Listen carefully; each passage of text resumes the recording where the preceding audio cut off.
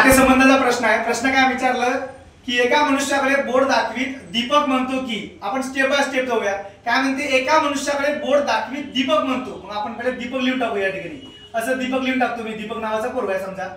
एका मनुष्याकडे बोट दाखवत आहे, या ठिकाणी मनुष्य लिहून टाकायचं, मनुष्य असं लिहून टाकायचं। एका मनुष्याकडे बोट दाखवताना दीपक म्हणतो, काय म्हणतो बघूया, याचा एकुलता एक भाऊ, कोणाचा, या मनुष्याचा। दीपक म्हणतो याचा एकुलता एक भाऊ, एकुलता एक भाऊ म्हणजे या मनुष्याला एकुलता एक भाऊ आहे कोणता तरी, याचा एकुलता एक भाऊ माझ्या मुलीच्या, म्हणजे मला मुलगी आहे, दीपकला मुलगी आहे, लिहून ठेवायचं लगेच, दीपकला मुलगी आहे, माझ्या मुलीच्या वडिलाचे, म्हणजे माझ्या मुलीचा वडील म्हणजे मीच दीपक, माझ्या मुलीच्या वडिलाचे वडील आहे कोण, याचा भाऊ, हा जो आहे ना हा याचा वडील आहे म्हणजे तो भाऊ, आणि या ठिकाणी तो मनुष्य असेल, मनुष्य असेल, संपला कार्यक्रम आहे।